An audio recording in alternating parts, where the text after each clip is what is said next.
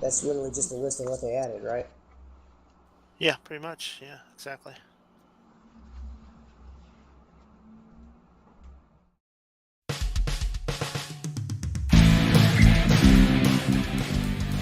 You're listening to the iRacers Lounge podcast, where we discuss everything iRacing in a casual setting.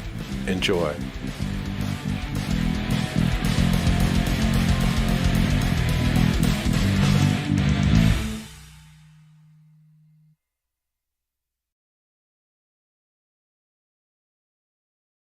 Welcome to the iRacers Lounge. The boss is out today, so guess who's your host? I'm David Hall. iRacers Lounge is a podcast for the iRacer where we talk all things iRacing in an even extra casual setting.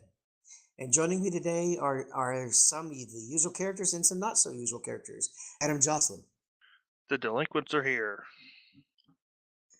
Brian McCubbin, Hey, everybody. Donnie the Spike Man, Happy Thanksgiving, everybody. Gregory Hectus, Happy Thanksgiving to my American friends. and the Parrot Man, Tony Rochette. I'm not buying Joey Logano diecast. That's because you already own all of them. Not a dirt win from last year. Well, did y'all have a good dinners before we dive into the show? Since we're going super informal today. I had one yesterday and I had one today. So two. Maybe it might be another one tomorrow. We'll see. The chubby bird was not chubby enough to eat, so just turkey. So he was pardoned, eh? Yes. Well, today, or at least on this week's show, we're going to review the year in iRacing, which is kind of one of our traditions on Thanksgiving. We're going to go over all the updates and new content throughout the year, as well as a summary of our individual years in the sim. We also have a few products to review and hardware, and we'll discuss some of the latest Black Friday deals. Yeah, and follow along with us on your PC or mobile device in real time if you want. Just by going to iRacersLounge.com, selecting show notes, and you'll be able to see everything we see as we present the show to you. All right, are you tired of your pedals feeling like a video game? Want to step up to feeling like you're actually driving? We designed our P1 Pro pedals to feel exactly like a real car, giving you a better feeling when you're driving. Push braking zones to the limit and avoid locking up by having a finer feel of the limit. Trail brake into the corner smoother, allowing you to carry more speed. Our P1 Pro pedals will be the last set of pedals you'll ever purchase for your sim. Lifetime warranty is included. That means if you ever run into issues in years to come, we'll service them and keep them perfect. They also announced their steering wheel yesterday. I'm sure we'll talk about that a little later, but head to simcoaches.com, gather all the information over there. And before we go, I just wanted to talk a little bit about sim coaches. As I was researching some of the new wheel stuff, I started to go back and watch some reviews of their pedals that I had never seen from like Sim Racing Garage and Boosted Media. Some of the shows that we typically, and all those reviews were just glowing. Barry from Sim Racing Garage, man, he was raving over these sim coaches pedals. The build quality, he said, was just amazing. Every little detail that was put into them, he could appreciate. And he said that they were the most, in his opinion, the best looking pedals he's ever seen. So don't just take it from us. Yeah, you can do your own research, and you'll see that all these guys who we rely on for reviews and hardware, they give Sim Coach pedals raving reviews just like we do. Well, it was literally going to the Sim Racing Garage that pointed me in that direction because I didn't know they existed until I started just rabbit holing after my V3s broke, right? And they had the best review and they had the pedals available. So it's very handy. They're the best pedals, just period. Hands down. All right, let's open up topics, and we're going to kick things off with the Champions blog concerning Casey Kerwin. And it's a blog posted by iRacing, and it's a story of Casey Kerwin's experience during the NASCAR Championship weekend. Donnie, what can you tell us about this one? Yeah, so iRacing posted their championship blog, a story of Casey Kerwin's experience during the NASCAR championship weekend on their website. I'm taking a look at the photo. The photo is actually an outstanding photo. I'm curious. They kept saying how tall the trophy was, and I'm seeing him stand next to it, and it's actually taller than him. Is the trophy on any kind of um, lectern or podium at all? Casey's a small dude. It's sitting on a podium there if you look at the picture. Yeah, if you go Yeah, I down don't. to the picture where I think it's. he's there with Lightning McQueen, it's right there underneath the check. Oh, there you go. Okay. Yeah, Saturday when we were here for this presentation, we were actually behind the stage. We couldn't actually see it, but he actually got a decent pop from the crowd, which kind of surprised me a little bit, knowing still how niche sim racing is on the overall grand scheme of things. But when they did this award ceremony in Phoenix, I was quite happy to hear the I guess the ovation he got. Well, anyone winning 100 grand, I'm sure it'll bring a pop. Yeah, and I bet you a lot of the fans remember, the pro invitation where the pro race drivers were being broadcasted on TV with iRacing. So they're probably, even if they didn't watch the Coke series, they're familiar with the product now. They're familiar with what iRacing is and what it does. So I think that probably has a lot to do with his recognition as being the iRacing eNASCAR champ. And it's got to be so rewarding when you think about how much work they have to put in to reach this level. It's just mad respect because he is truly a champion.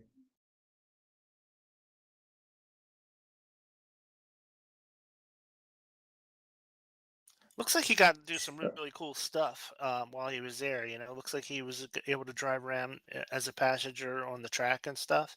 Really cool things that he was able to get done.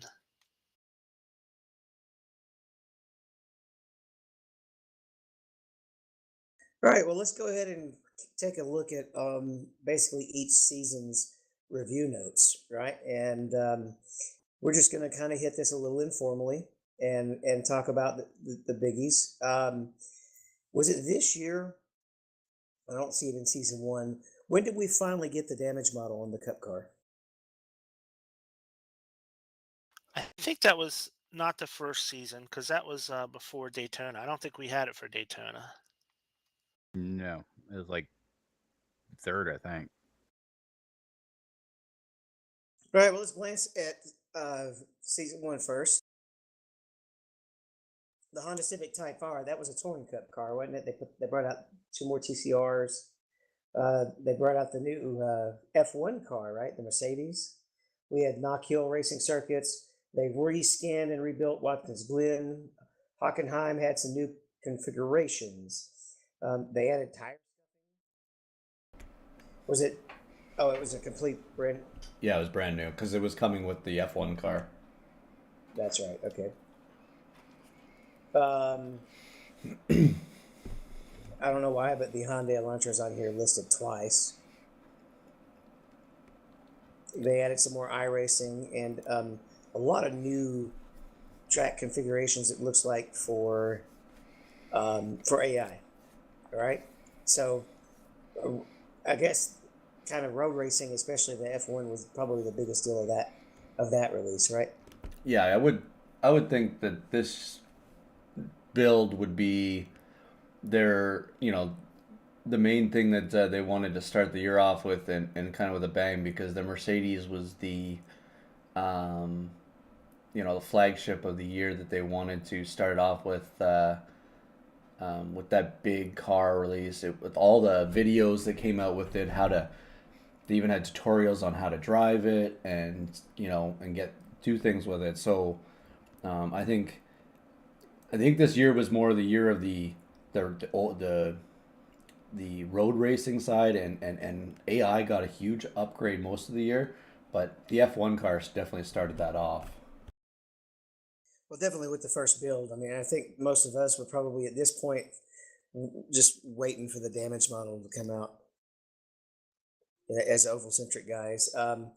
But as somebody who does a lot of sports car racing too, they've really spent a lot of the last 2 years doing a lot with the GT4 cars, the TCR cars, and even the GT3s. So we see a lot of those coming up. You guys see anything else with season one you want to talk about? Oh, Yeah. the Glen rescan. Hell yeah. Yeah, the Glen rescan was big. People have been asking for it for a while to get that all that extra driving room coming off of the carousel, stuff like that. Made a lot different racing on Watkins Glen. That was a big deal, I think. I remember Knock Hill getting that, and then I believe, correct me if I'm wrong, that you start in the garage and you can drive your way out onto the circuit. And if that is the case, I cannot remember which one, but I feel like it is that one. But it hasn't happened to any other track, I don't believe. I think that's still the one and only where you start in the garage and pull on out. David, I don't know if you remember this, but I remember the reason I remember this build, something that's coming from it.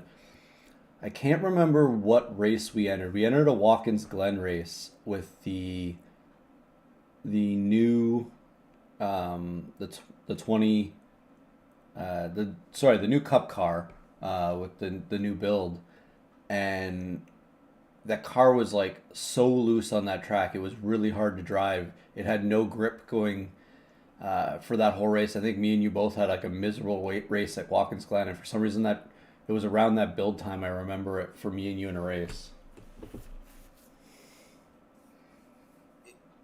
Doesn't ring a bell to me. If it's the Cup car in the road course, it's 50% of the time that's the case for me. Actually, that car, I was surprised how much I actually liked that car at not at Texas, but at Coda.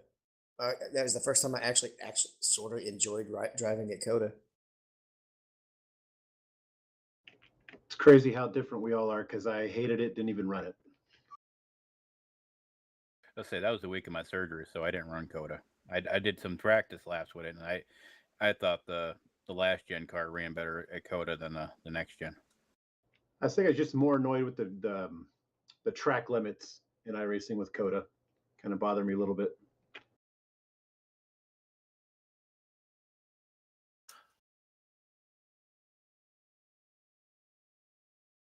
All right, well, let's hit up season two. We had another GT4, the Aston Martin. We had another Hyundai TC car, the Formula IR04. I don't remember what that is. We had the Buick LeSabre come out. A couple of new stock car Pro Series trucks, right? Or no, that was the Corolla and the Cruise, right? That was the Brazilian cars. Yeah. Yeah, you're right. And then we had the I-55 at Federated Auto Parts, Winton Motor Raceway. They worked on some of the net code. I don't see some of the crazy net code that we used to, though. There's still been some bad ones. They worked on the multiple tire compound rules. They updated the spotter calls for tire usage, as well as compound rules and pit box calls. And they did some tire updates on the GT3 cars. They're always working on the GT3 cars. Also, they did some season updates for the Camping World Truck Series. And new damage models available for a lot of those new cars, including the 87, and then a whole long list of AI racing. Yeah, the IR04 is I believe it's an F4 car for the Formula ladder. But did anybody run any of the Brazilian stock car races? I'm just curious how well that series is going. I ran it once. I thought the car's pretty fun. Like, it's completely different than a rear-wheel drive car when you get sideways. Like, you have to if you stand in the gas, it'll actually straighten the car out.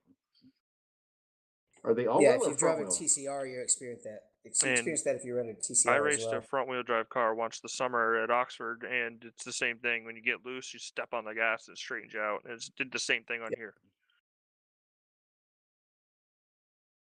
Yep, and you actually get loose when you get off the throttle, right? Mhm. It'll dart in one direction if you let out of the gas.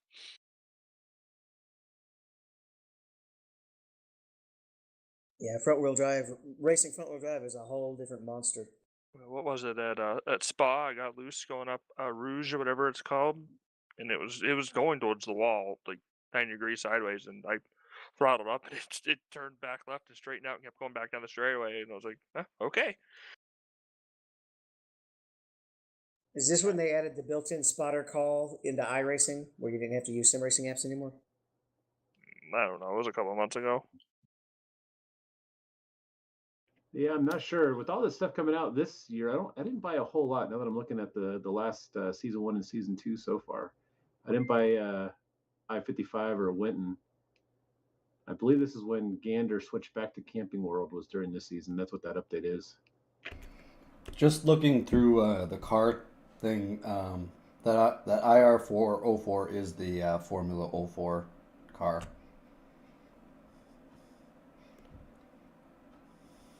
Yeah, and most of us don't really play in the open world that much. I know Mike running a lot of USF, hadn't he, or US 2000? Is it the US 2000 ones that he's doing? He's been, I think so. Yeah, he's doing the USF, the more American open wheel ladder, but that's all going to change come season 1 of this upcoming season. So it's kind of exciting to hear what they're going to do with that series. Well, part of what he's been enjoying with it is he dominates on the ovals because those guys are not oval racers. I do like that this build. I know you said it quickly there, David, about the netcode improvements, but I'm finding that, at least in my racing that I've been, the netcode has definitely improved, and I guess with the different servers and different things that they've done, they've definitely fixed that problem as much as they can. Well, the new damage model is also supposed to address the net code a lot because it's supposed to have more detailed collision messages, right? Instead of just a box. I remember that was one of the initial selling points for the new damage model. I also look at this build as in the update with the new spotter calls, the fuel usage, tire compound rules, and the pit box calls. And I wish this build had a little bit more where you could take some of those sayings out, because the spotter kind of goes back and forth. Like, if with the way I use my sim racing apps with the pit box thing on iRacing, it kind of is hard to understand. It'll say 5, and then my other one will say, and then start counting down, and it doesn't work together. And I found it kind of annoying, and minimizing what the spotter says to a point kind of screws up your spottering. And then just to fix the pit road problem, I wish you could turn off that kind of stuff for pit road. Well, I think I have the chattiness for the regular spotter at the low side. So, and I have I don't remember if it's the chattiness or if it's its own setting, but I have that turned off. He doesn't count down. I only have the sim racing countdown because I'm used to that timing and just prefer. And it's one of those ain't broke, don't fix things. This update gave us AI racing for the Mercedes Formula One car for the first time, and they added new tracks that were mostly all Grand Prix tracks, so you could race AIs on with the Mercedes a lot. We're definitely noticing a trend in the builds so far with the AI. I know they're updating all the time, but the AI just in the year 2022 grew exponentially. Well, once they've learned what they have to learn, it's got to be a matter of just crunching the time on the newer cars. They probably don't run. They probably are able to anticipate problems a little bit more quickly. Yeah, the AI this build was more uh, geared towards the Formula One and the Grand Prix tracks. The AI tracks from season one was more oval centric, which was really cool because it really started to be able to give you the opportunity to run like more complete seasons as an AI driver. If you want to do a full AI season, it's a lot more doable now with all the new content they added, especially in the season one build.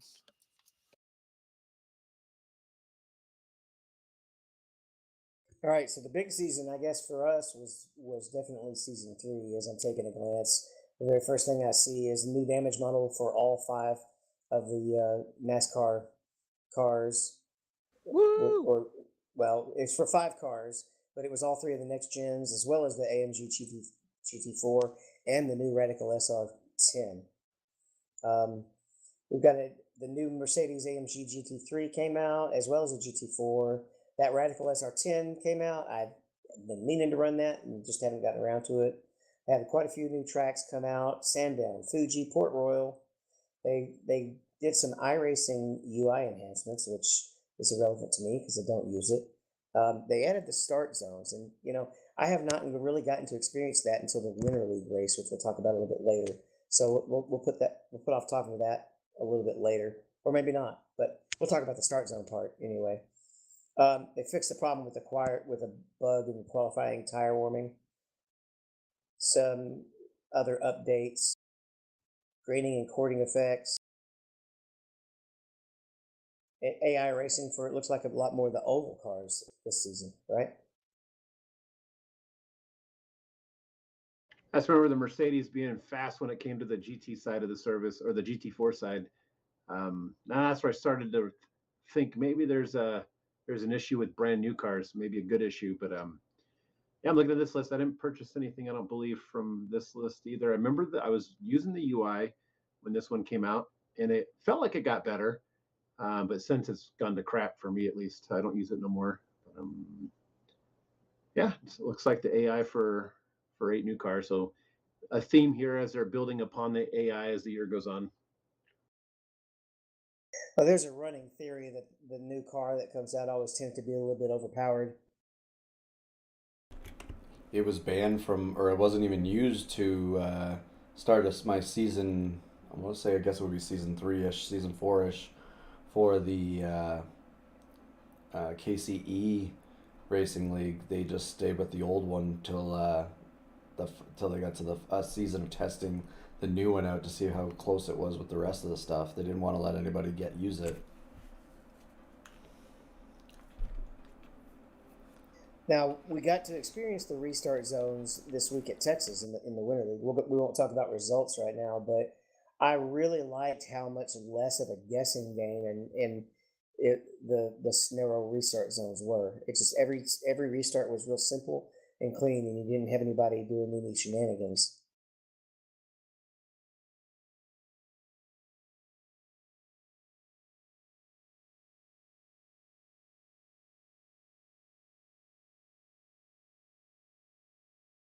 Ever been told how long the restart zones are, but um, it's a lot easier for a short period there guessing when someone's going to go, and then if they don't go, then at least you know you're going to go anyways. But like you said, David, it's a lot more predictable. I think some of that has to do with the quality of the people we're racing with too. I think. Yeah, that's one of the stoutest fields you'll run into, which definitely helps. But you can just imagine when you're at Phoenix, and you can basically restart on the backstretch if you wanted to, and sometimes somebody would. And then if somebody else is trying to guess, it just it ends up being a lot more stack ups and weird happenings because people will go a lot at a lot different time when there's so much of a big gray area. I'm I'd love. surprised. Go ahead, Tony. I'll say I'm surprised they didn't use the restart zone a few weeks after this came out for the official series. That I know beginning they had a little bit of bugs, but anytime I used it in AI or they use it in Carb Cup too, it's been great. I know when I restart a race, I usually use the restart zone anyway, so I'm kind of prepared for all that. But I can't wait for it next year. I I would be guessing that it's going to become, as of season 1 build, it'll be mandatory in all oval leagues, or all oval races and series, as well as NIS, I guess, too. I really hope so. That would be the only reason to not do it in the middle of the season is because we were in the middle of the NIS, though they did incorporate it into the Coke series. Yeah, just about to say that. Yeah, I'm hoping it's a definitely a needed thing, long overdue probably. Wait till we get going. David, looking at this list here, do you think? I mean, it kind of seems weird that it says it's kind of like glossed over until the end, but it says over 600 new custom built setups. I mean, that's a big undertaking as it is, just to make sure that these things are all set up right for the community to have a base setup. Well, remember they pulled Christian Chandler and that other guy that we used to get sets from. They've been pulling a lot of guys that are in the setup building community to build, I guess, more advanced fixed setups. Because you get into an interesting challenge when you set up fixed setups, because the fixed setup almost has to be so rudimentary that your rookie can race it. Whereas if you get into kind of a 2,000, 3,000 iRating driver, they probably can't run Casey Irwin's setup, but they probably need something that's a little bit better than the fixed setup in the same token. Well, I mean, and we're not going to get too much detail here either, but the fixed setup at Texas, the way the track was and the temperatures and all that, that was probably one of the most interesting fixed races I've raced in a while the other night in the Winter Series. It was tough, but staying under control paid off, right? And we'll dive into that when we get into the results segment a little bit more. It was definitely you had to wheel that car, or more properly, actually had to throttle it.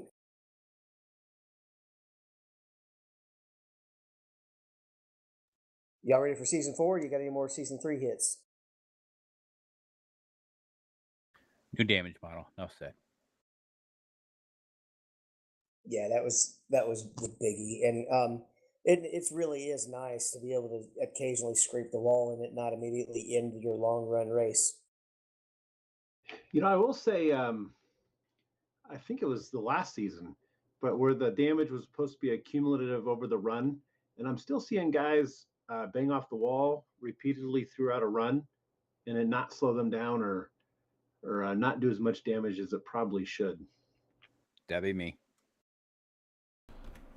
I mean, I think we found the happy medium to it, because you used to be able, you touch the wall with the old stuff, and like David was saying, you're pretty much done for, you could brush it on lap 2, and you're never going to be competitive for a full, 160 something on race. You might just try and pick positions based on people attrition and stuff like that. But now I feel like, you make that mistake on the exit of a corner, you're not as penalized as much, but you still have, it keeps people in the race more. And that was them probably trying to work with the modeling from a steel body to a composite body and trying to narrow that down, because we see that obviously translate in the real world, but now you're seeing sometimes on the real side, if sometimes they could just bump a wall and they're bending that toe link. So I wonder um, if they can mitigate And that or not have that be such a problem going forward.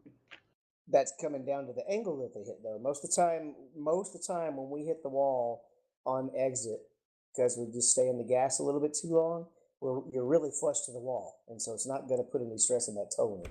When they're popping those toe links, they're not just getting a little tight on the exit of the corner. They're usually out of control.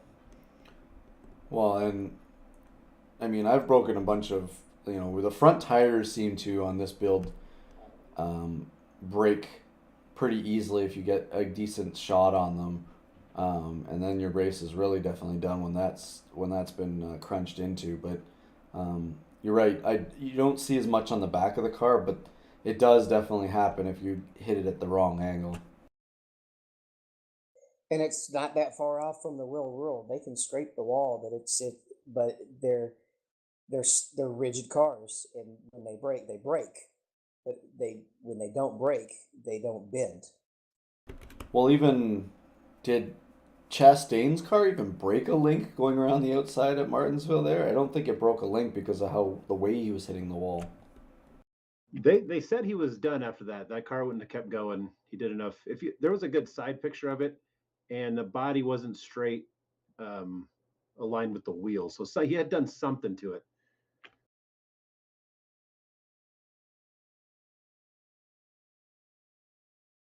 All right, well, we'll move on to season 4. The first thing I see at the top of this list is that electric car that everybody just loves its sound. You could play that and just about let it put you to sleep, couldn't you? I could just hear the sarcasm from your voice. Crickets. I didn't hear nothing. Did you talk about an electric car? I didn't hear it go by. Oh, you can hear them. They have their transmissions are awful sounding. Sounds worse than an F1 car. F1 cars sound not too bad. They're just everyone just loves the V8 too much. They just don't understand the technology that it requires for nowadays. Well, we also had the Lucas Oil Dirt Oval, Oyster Sleben. I probably slaughtered that. Red Skogan, some more UI enhancements. Arkmenard, Chevy Impala, and Lotus 79 had artwork Boo. upgrades. Boo. Indy Motor Speedway had a laser scan update. And have they actually updated the oval? It says The on Indy your oval. oval, but I thought the oval update, they did update the Indy oval? Yeah, for the Indy cars, yeah. Well, isn't this both of them? Because it was for the road course too, right? Well, it was originally for the road course, but they scanned the oval too. Yeah. They scanned that little, there's a little dirt track or something in there as well, isn't it? That shows up in the scan data? Yeah, it's just outside of turn 3. Ow. Or inside of turn 3. I guess, yeah. I don't remember if I ran at 500 this year in Indy. I kind of wish the stock cars would go back there. I don't like that road course at all. It's awful. Yeah, I'm not sure it was for the oval for this year. That this came out for that August race, and I think when we go back to Indy for in May, we'll have the oval update, or they'll update it throughout this upcoming year. But I don't know if the oval has been. Heck, it could. Who knows? We never got to run the updated oval, but it came out when we were there for the cup cars, for the road racing of it, because if I remember correctly, David, too, we ran the Indy oval in the league race, and we had actually a pretty good race there with the new cup car at the Indy oval. You know, I remember a video they put out now of the IndyCar on the oval after the scan came out. So yeah, I'm pretty sure you're right. I miss my brickyard. So, I do too. Going on down the list, that they had that new energy based system. That's when they added it that Donnie mentioned earlier. They did do an upgrade to the low frequency effects system, and I've noticed I haven't liked that because I'm able to get a lot less clipping, and I don't overheat my butt kicker as often now. It did overheat at Sebring the other night when I was running there, but that's one really bumpy track. Road course driving aid pit lines. I have that turned off, so I don't think I noticed that. Updates to the qualification system, and the Mission R has the new damage model and more AI. I was gonna say the damage model. Has anybody actually seen what the damage model in the Porsche is, or is anybody not running it? I don't think anybody's run it to see the damage model, right? I've been in races with it. Like we did like it was the Chris McGuire racing that Mike runs on Saturday nights. They did like a combination of the Mission R and something else. I can't remember, one of the stock cars, and they would end up ultimately being about the same speed. Now, if that car gets damaged and all that stuff, does lightning bolts come out of it? No, but there's probably when those things have different procedures to put out fires and deal with them when they're active. Especially if it's a lithium battery that catches on fire. That can't be nice. Well, even in the F1 guys have to jump away from the car. They can't step away from it. I think also in the F1, if I remember correctly, there's only one person designated per team that does something if it's battery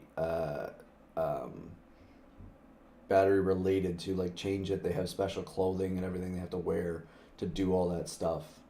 So I would guess it would be the same for something like that Porsche. Yeah, I remember that being a big deal, and I think it was Romaine's crash at Baku a couple years ago, where he cut the car in half and caught on fire. They had to transport a team member out there specifically for the battery.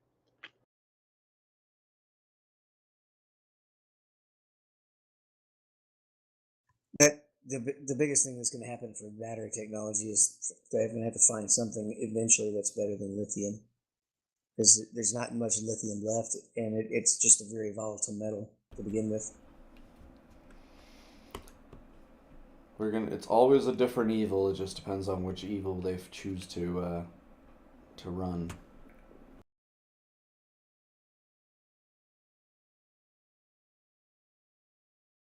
All right, well, that wraps the season. Do you guys have anything else you want to say about the season as far as from iRacing? For the whole year? Well, one thing I'll mention is that all these updates are pretty impressive. Show you iRacing is constantly working on their product, and that's what when people are saying, you got a subscription and they don't like having to pay every year. Well, that's what this is going towards. With the Black Friday deals, it's like $75 a year. It's like buying one video game a year, pretty much, just to get all these guys to constantly upgrade and give you new stuff. So um, it's really, if you take that in consideration, iRacing doesn't really, its value is there in what you're paying for it, because everybody says that, a lot of people say it's too expensive, but it's an evolving product, and it's constantly being worked on. And to me, it's worth the investment, that it costs to Yeah. run this sim. And that subscription is a flash in the pan compared to the equipment that we purchase now. Exactly. Yes, it definitely is. A lot of us have donated a lot of money to that equipment this year. This show is expensive. Y'all feel free to donate if y'all want, because you start hopping on this show and talking about all these products, and the next thing you know, you're buying them all. I never would have thought to buy a rig or the pedals or anything until I started doing this show. Somebody want to buy me pedals? I was gonna say at some point we'll get into all of our reviews from each person, right? What was that, Adam? Probably Who spent Mike. the most money this year in racing? I want to say Mike probably has. Probably, right? No comment. I've probably put some good coin towards that too. I did grab a 3090 Ti. Because I built a computer and put my whole new rig together. Yep. Well, before we get into more of the year review, we do need to get rolling on some of these topics here before we run too. David, before we get there, just to go on what Brian said about 2022 here about the builds and stuff. Was it one of their better years? No. I mean, we can't expect every year to be, great content all the time. They start off the season well with, bringing the road racing and F1 crew in, and they've updated a lot of stuff all year, and it was a great year to build on the product that they've created over the years. And I think I don't think they're running out of cars and tracks to scan and stuff like that, but I think what's happened with is our feeling towards what's being released is a little bit less, I don't want to say joyful towards it, but it just seems like, I mean, I look at this list and I see the things that were added, and at one point it gets really, really expensive to buy everything. So you obviously got to pick your niches to race in it, and like Donnie was going through there trying to figure out what did he buy, what he didn't buy. It's a lot easier when you started off with iRacing back in 2007, 2008, and there was little stuff, and each time they had an update, you just added to it. But if somebody gets into iRacing now, it's a daunting task to look through what you want to pay for with it all. But I think these updates are a reminder that, it's not going to be everything that people want. There's some things that I'm really looking forward to, hopefully in 2023, that they've been building up over the last couple of years. But sometimes it's not going to always speak to me, and it could speak to anybody else, and it's perfectly fine. I still enjoy this sim, even though over the last 12 years I've only raced ovals. I can still find it fun, even though that's where I'm spending most of my time and money. But yeah, I just think that it was an okay year, and they did a great job at getting stuff out that they could. And really, as there's more and more and more content, it's getting spread out over so many interests that just more of the updates are not going to be in your wheelhouse, unless you have 40 hours a week to race 50 different cars. Not every car is going to be something that's going to grab your interest, just because that their field is so much bigger than it used to be. It used to be like literally just sports cars and stock cars, and they're spread over a lot bigger field. So if I never do dirt, when the dirt up comes down, that's just not going to grab my attention. But they're spending their energy there because there are a lot of people who do dirt.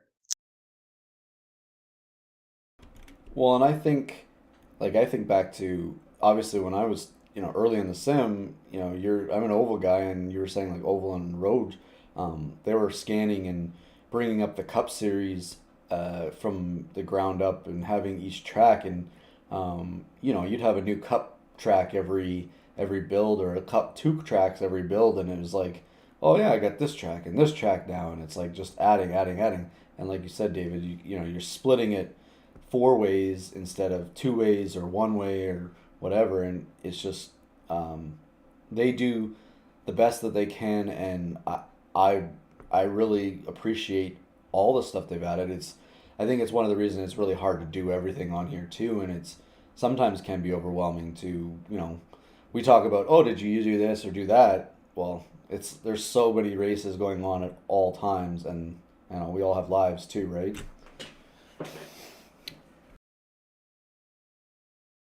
All right, so kudos for the updates, and let's talk highlights now. We've got the iRacing highlights of the week, and it's another 5 highlights. Brian, have you checked these out? Yeah, I did. They were mostly, I think they were all road racing highlights. Some really good racing in them. I wouldn't say it was anything spectacular, but just very solid racing. These when these road guys go 2-3 wide in some of these tracks, it always really impresses me how well they do staying off each other, considering when somebody's taking away a line or something like that, you're trying to stay close to them and change your lineup and to stay competitive. And really good racing overall. Really it's a decent highlight video, I'd say. Tell you This one video is a lot of real tight racing at Sebring and some GT cars. Tell you what, that first highlight, man, it's great. It's great to see that Ford GT. I was just thinking the same thing. Not many people drive it, Tony, and to see someone racing it and being competitive, it looks good. I miss that car. Oh, I do too. It's only run now in the European series, Sprint series, and Endurance series, because the GTE class is gone with IMSA. It has one of the best motor sounds in iRacing. It's a neat design too, but it's hard to drive. It's one of the harder. It's fast if you're good at it, and it's actually really fine tuned for Le Mans. It's not great at a lot of other tracks, but it's just not as easy to drive as a lot of the other tracks or cars.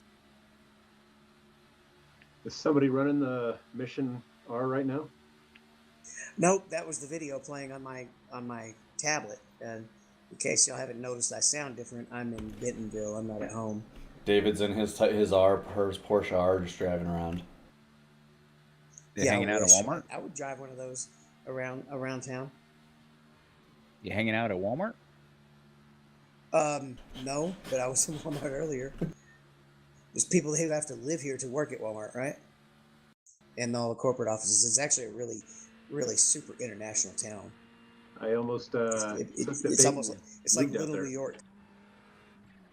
It's like little New York. I mean, Walmart requires you, if you do business with them, to put an office. So put an office in Bentonville. So every company around the world that sells through Walmart, they send people here to live in Bentonville.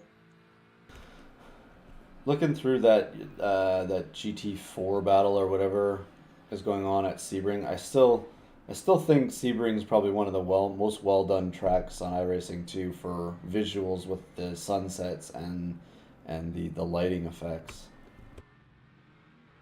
Well, nothing beats it when it's the sun is actually setting at sunset, and it's cloudy, and that's the most awesome view in iRacing. What is also awesome though is that there's a tire bug that's finally getting fixed. Greg, can you pick this one up?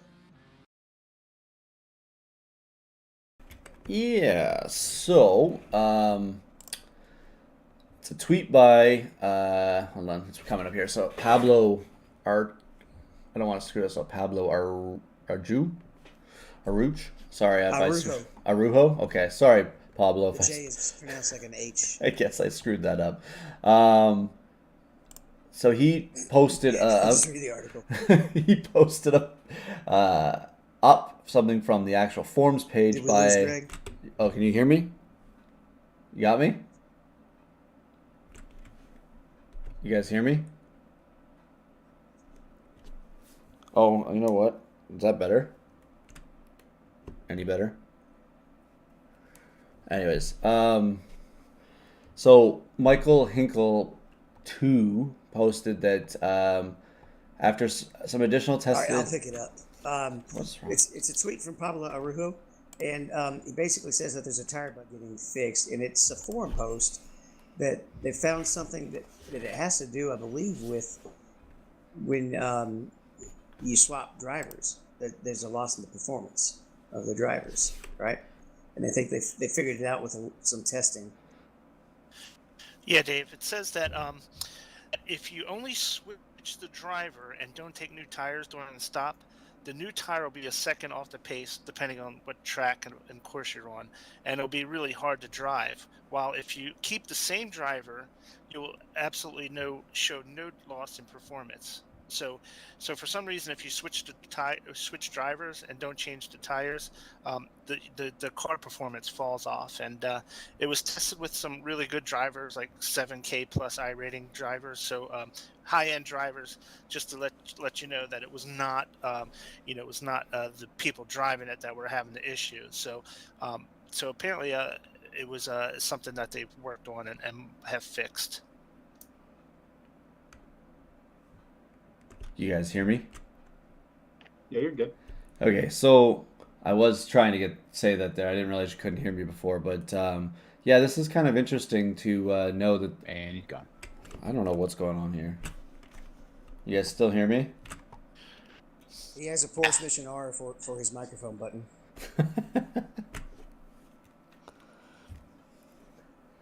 My All right, question Adam, would be, this one's. Or go ahead. sorry, I was going to say, why would you switch? Why would you not change tires on a driver swap out? Doesn't it take longer to change the driver by 4 than it does to change Nope. the tires? No, It doesn't. driver Okay. swap is about 15 seconds. A tire swap is about 20 seconds. So if you're running an LMP1 or an LMP2, generally we were running 3 stints per tire because it's only about a 40-minute stint instead of an hour stint. So we'd still be keeping the tires on 2 hours, but sometimes it might just work out with the scheduling that one driver needs to run 4 stints instead of 3 stints. So you may want to go ahead and swap the drivers, but keep the tires on the best schedule. Okay, I gotcha. Well, this one says it's for GT3, up since the last GT3 update. So, I don't know if it affected the LMPs though. So, It's good for the Rolex coming up, I guess, in the new year. Well, there's a big update coming up with that too that we should be talking about soon. So we'll get to that. Let's talk Winter Derby though, Adam. Super late iRacing models? special event.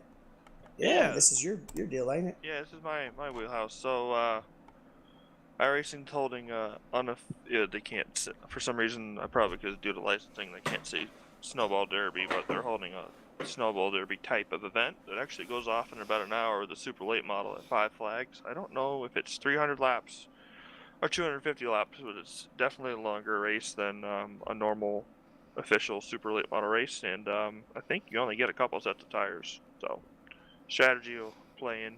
It's 5 Flags is a tough track, and people tend to run each other over, so it's a little bit about survival. Yeah, I'll be running this Sunday morning. I do have a question. Have any of you guys ran this event in the past? I've run the Sarah race a few times each year. It's kind of like that, but yeah. All right. Well, I guess my it's question: if tougher. we're only getting 2 tire sets or 3 tire sets, do we pit under green flag? Is it like a normal pit stop? My general thing with these short track races, if you get 1 or 2 sets, I usually pit about halfway Test. through the race, because by the end, there's no time Test. to drive to the front if you pit with 20 to go, because it's just caution after caution. So you need time to get up to the front, and say if somebody does pit at the end, you can hold them off for a couple laps. It's not like Daytona or like Auto Club or something where they're going to motor around you on new tires in 1 lap. So basically, about the same strategy as Martinsville. Just pit as soon as you halfway. can, and then go back in. I've done that in a local league race the last few weeks. I've just pit halfway, and where I cycle out is where I cycle out by the end, which has been 6th place both races. Yeah, I'm curious how it goes. I'm curious how long potentially the race will be. 300 laps. With cautions though. I can imagine there will be. I haven't been following any of the races that ran earlier this week, but yeah, looking forward to it. All right, next up we have a Rockingham repave update. Speedway's Twitter page, they posted a picture with an update of the milling process. It's going smooth. Yeah, it's exciting. So I'm assuming we'll get an update to Rockingham, and it sounds like Rockingham could be resurfacing and being added to some real life schedules in the future. I don't know what kind of schedules, but it's getting a rebirth, which is Rockingham. When I was a kid, was always one of my favorite tracks to watch and even play on console games back in the 90s and 2000s. Rockingham's actually the first racetrack I ever went to as a kid. My first memory at a racetrack.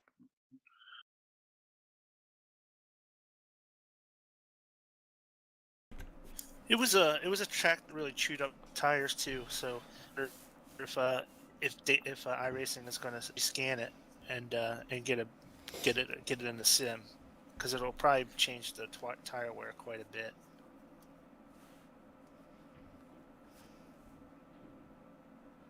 I wish they had an asphalt formula that wore tires out, but the track would hold up long, right? Wish they could basically make it drive like it's old, but last long.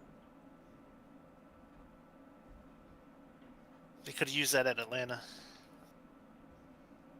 Yeah, I'm surprised because there's supposed to be this new asphalt technology that's supposed to eat up tires sooner than it aging, but I don't know. It just doesn't seem like it would be hard to mix asphalt with some kind of aggregate or some kind of abrasive material that could be rough right off the bat.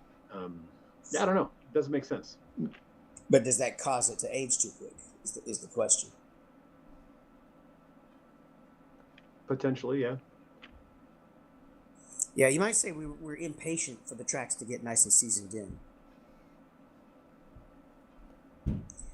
And speaking of impatience, Corey Rutherford asked if he could get the dates and setups for the upcoming Daytona 24 race so his team can start to prepare. Greg did respond, and they put a podcast out this week too. Some of the stuff is still out in the air, so they can't announce the vehicle lineups yet. And on setups, he suggested wait until after the build. And it's probably covered somewhere. I haven't been down the whole script, but they've announced that they're doing a whole overhaul of the GT3 tire system.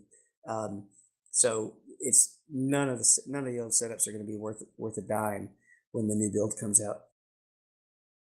Some people laugh at some folks trying to get ready for Daytona, and time flies, man. I don't know about you guys, but I just remember laughing at September, and we're already almost into December. And I kind of agree. If we're this close to a big event, I think we should have some information on it. I get the setups. We're going to have this. We'll talk about later with the GT cars, what's going to happen. But if not a whole 2023 schedule, I get it. They're probably still working out some details with some tracks and some events and whatnot. But yeah, Daytona needs to be announced pretty soon, I'd imagine. They don't want to announce it because they'd have to do all the. There's probably something because of the build, and you gotta Gotta just wait. There's nothing really. There's no need to. You're 2 months away from the Rolex at least. So, practicing now, yeah, it's gonna get you somewhere, but everything could change by then. Well, there's probably some build issues and maybe even some contractual issues that aren't done yet. All right, they've got to get approval to run all of these cars in certain setups. It's like with a new BMW coming in, that still has to be approved by BMW once they put it in the system. So um, they can't announce it until they can legally announce it. They're waiting for that wet stuff.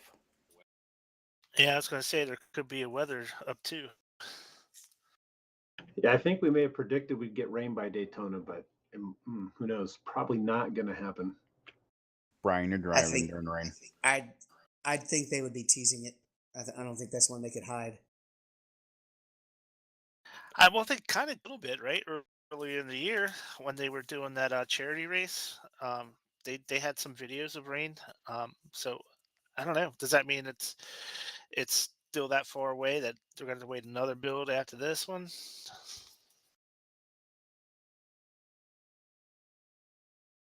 Well, the podcast came out just a few days ago, and they're expecting to make an announcement within the week. So it's I know it's still the early December, and I know some people like to practice.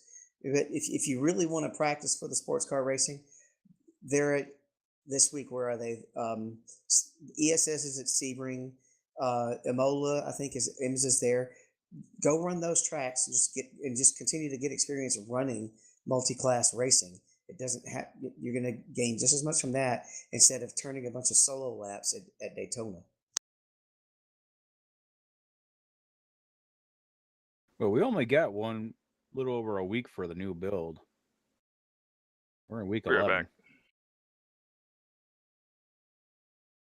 We'll see.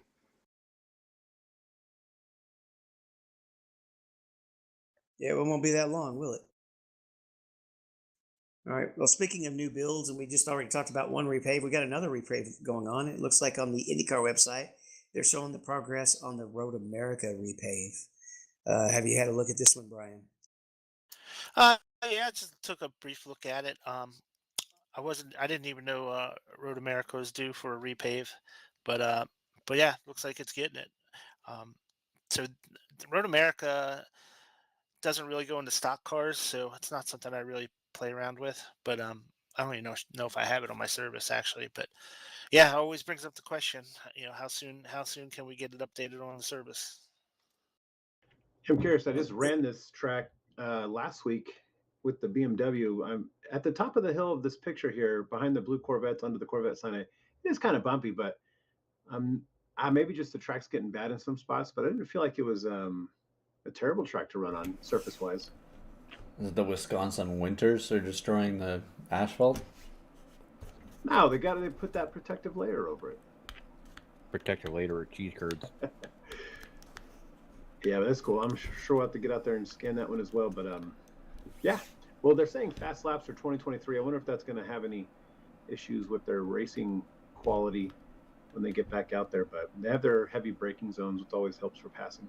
The GT always puts on the GT and the endurance races always put on a good race there, but Indy cars more follow the leader nowadays, anyways, and all that stuff. And we're not going there in the Cup Series, right?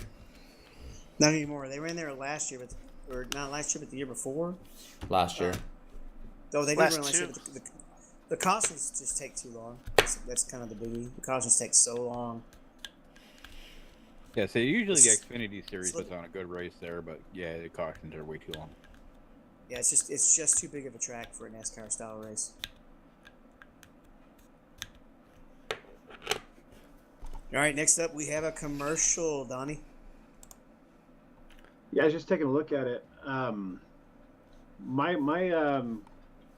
portion of the script is a replay of the highlights, but I did see the commercial earlier, and it just looks like a quick overview iRacing put out of all the different cars they have, the tracks they have to offer, and a nice cinematic package. Great lighting, great graphics.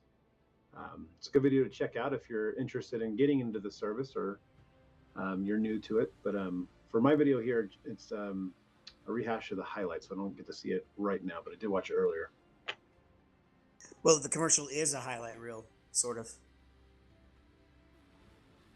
Yeah, Yeah, no, they but had it's the highlights of the week, or at least on my end it is. The title for me, it says iRacing, virtual cars, real racing, and it's a lot of quick highlights instead of just the top 5.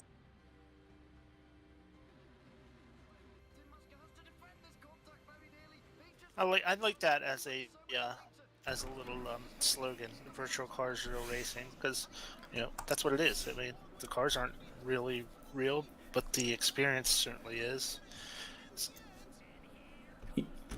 You know what I attribute to this video for, and I like this video for this fact is, when you tell somebody you sim race or you do the thing, you get that little chuckle from someone. It's like that's what you do type thing.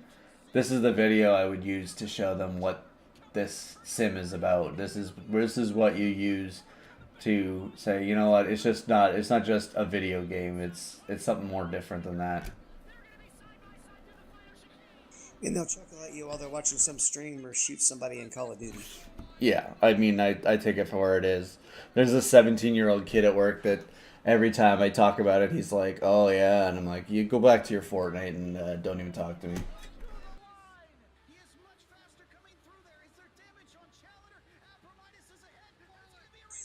All right, podcast housekeeping notes. Go ahead and leave us a review on your favorite podcast platform to make it easier for more listeners to find the podcast. Mention the podcast to your fellow drivers so they don't miss out. We would definitely appreciate it. Check out our Discord. The link is on the website. And we do have our new website up and running at iRacersLounge.com. We are in regular rotation on PMNN, the Performance Motorsports Network, with the Scorpion Radio Group, as well as the Sim Racing Channel, which has a new title, I think. What do they call it? I forgot. iRock TV. iRock TV, I think, right? I think that's what it is. Yeah, Give me a sec. that's it.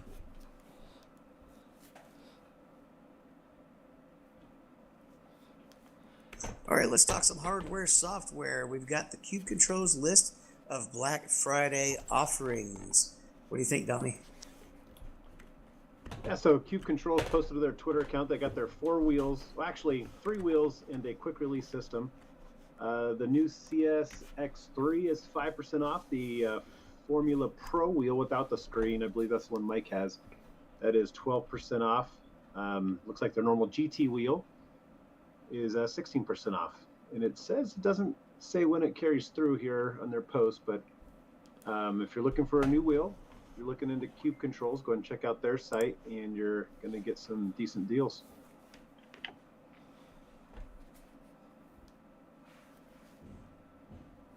We'll keep rolling through these deals pretty quick. It looks like Boosted Media put out a video talking about some of Fanatec's Black Friday deals. Brian.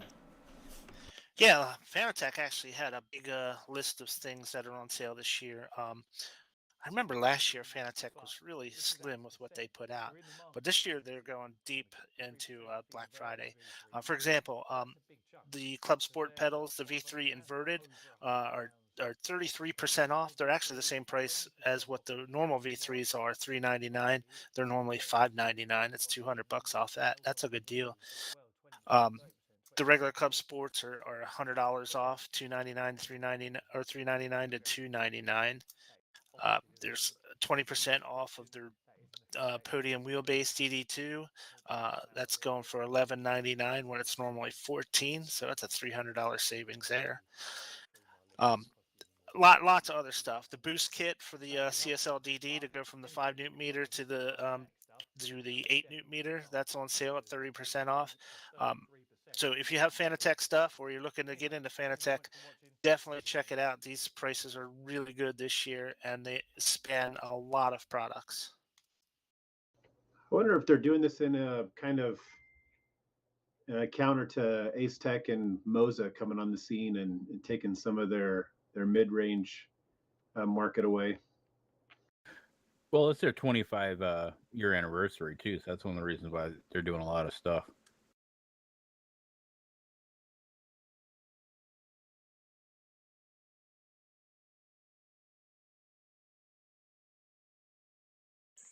More competition Yeah, though so is definitely. always a good sign for prices. So. Yep. Problem is So I see their this rims. next Hold on, sorry, headline, sorry, and Dave. I just I can't not think about the discussion we had yesterday about man caves. But we'll just post. There's no certain poster hanging in this particular man cave as we talk about Tony Kanon and his sim game room. So have you looked at this one over, Greg? I can't really. I haven't really seen the whole thing, and I can't play it because it doesn't have a volume button. I'm trying to put it on mute here, but Dave, if you want to describe it, because I can't really play it without destroying the viewers' ears. I know it's destroying my ears. Yeah, I don't have headphones on my iPad either. At a glance, he's got quad monitors, Sparko seat, standard 80/20 rig, a lot of lighting in the back that's probably coming from the computer. He's got his racing shoes sitting behind the system. Is that a mirror next to the hanging off the top monitor? There's more. Sorry, I'm finally got it to work where it's muted, but there's more. Um, there's more monitors in that room than there is wall. And he's rivaling Bobby's setup here with all the monitors. Hey, that mirror, I'm thinking, David, is a great idea because he might be in the same position I am where the door's behind your left shoulder. And there's times people will walk up behind me in my house and Kids. purpose, but startle you, and you don't want it to. But that mirror would be great for detecting anybody coming in. You know, that's actually a good idea because I moved my rig so my back's facing the doorway for the living room. What are you afraid your bird's gonna come and get you? Yep. I've counted 3 GSI wheels. He actually has a GSI line with a Tony Kanon edition. Also an 80/20. I don't know what company sells it though, but you could buy a Tony Kanon colored rig. I like seeing somebody of his level and stature in auto racing, not retire, but you know he's almost there and get into it as heavy as he is. He's not just doing it to be on social media or whatever, but it looks like he really enjoys sim racing, even though he raced in real life. Okay, so I wanna put this out. So he has the sim rig CPU and all this setup there. Then he has it looks like another gaming social area, and then he has the office setup. It's kind of interesting what he's got in this room for a 360 view. I like it.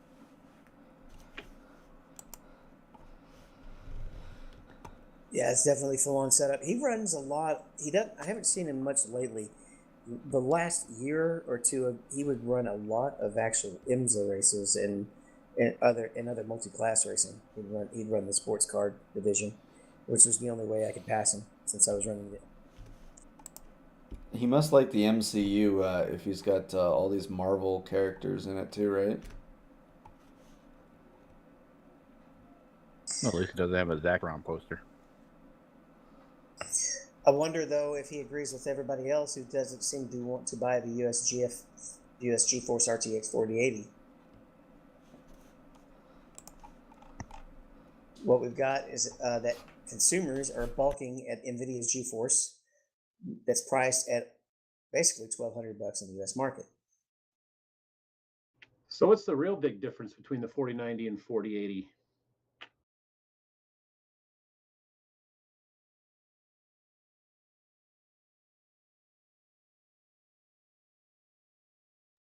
The money spent? I guess I don't know. I'm not a huge guy on what the performance of those are, so I couldn't tell you. Doesn't even really go into that much detail in the article. It just says people just aren't buying them.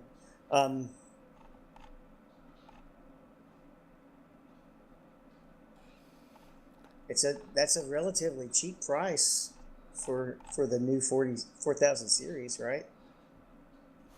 Yeah, you can survive on iRacing with that card, I imagine, but I don't know. Maybe I think the 4090 is what, 15, 16, 1700, and maybe the performance isn't worth the $600, I don't know, drop in price.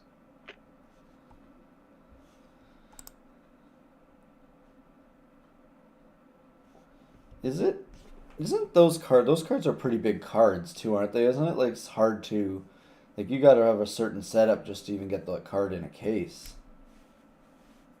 Well, there's been a few things happen with the 4080 series or the 4000 series, like from the fire issues to NVIDIA basically having a falling out with EVGA. It basically has run them out of the business. So who knows? Maybe it's almost politics kicking into things. That plus how hard the cards would get when crypto mining was basically running all the prices up. It could just be like people aren't ready to dive into the new cards yet.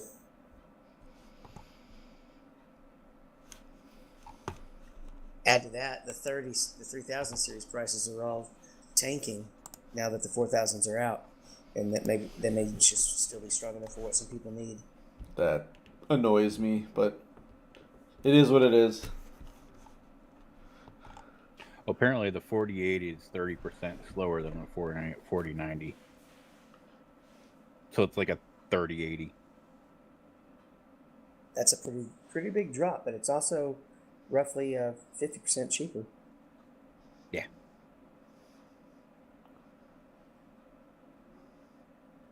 Maybe it's half the size too. All right, this one's going to be interesting. It looks like Gary over at Sim Racing Garage has gotten around to reviewing the Thrustmaster Ferrari. Brian? Yeah, I watched his final analysis of it, and basically he was happy with it for the price. It did have a little bit of plastic feel on the buttons. Some of the turn knobs didn't feel as strong and clicky as he might have liked. The rotary knobs were not quite as nice. He did say that even though it's got the two separate paddle shifters, you can't program the paddle shifters for clutching. So I thought that was kind of interesting. He said maybe it'd be something they can adjust in future software updates. But overall, it does resemble the Ferrari wheel that they're trying to emulate in this, in this thing base. And for the price, he thought they did a pretty good job of recreating this wheel. So yeah, it was. I think his general opinion was that it's a decent wheel, and worth it for the price of it. There's lots of more expensive wheels that you can definitely get that are a lot better. But for the prices, he thinks this is a solid purchase.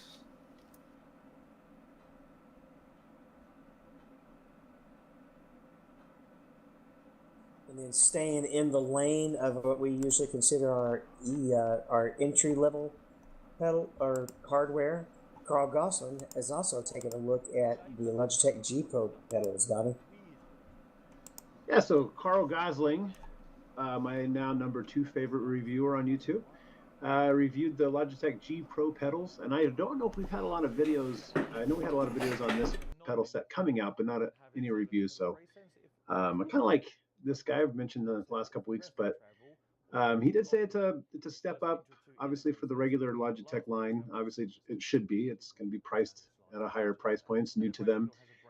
He did say the software was not a whole lot to, wasn't that exciting, and he said he would hope wishes the brake pedal could be a little bit harder, but for what it is, he is what it is. But this is our first one. I think we're going to get a couple more in the next few weeks on this pedal set as they start to hit the market and more of your reviews get their hands on them. I think the set's $499. I can't recall from a couple weeks back. It's either $399 or $499 for the pedal set.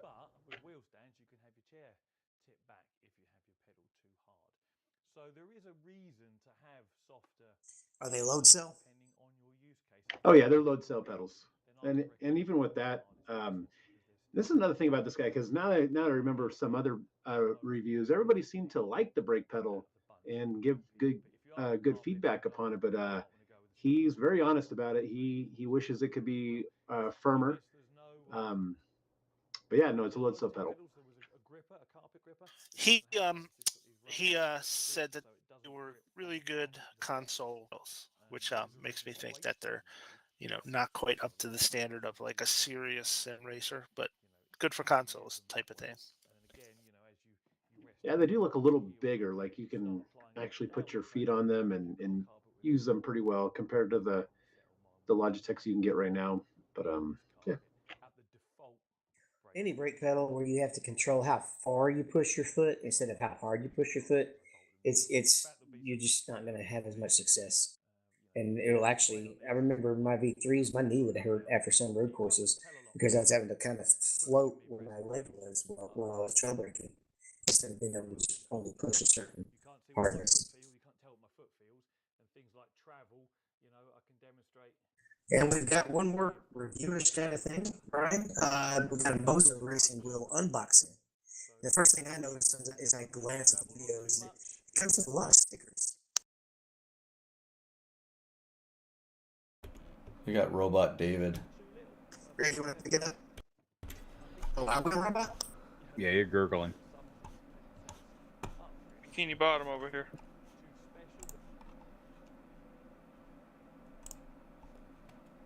Gurgle, gurgle, gurgle, gurgle. Well, I hope the show don't go down like the ship, like David did.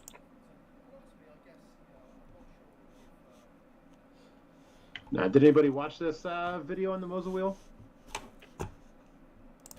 I kind of had it on the background while I was doing something else. It's just an unboxing, so it doesn't really give a whole lot of information about how well he uses it. But it just goes, just does a rundown of him unboxing it and showing off the features as he's pulling it out and checking it out. So that's what I got from the video. It looked 5 minutes to unbox something. Because you spent a lot of money on it. because it gets you the amount of time that you're on there. It pays you more if you're on. People watch it longer. It is a nice looking wheel. I do like the design of it. I find they just the more buttons they keep adding to these rims, the more it just seems clogged up with things to do, right?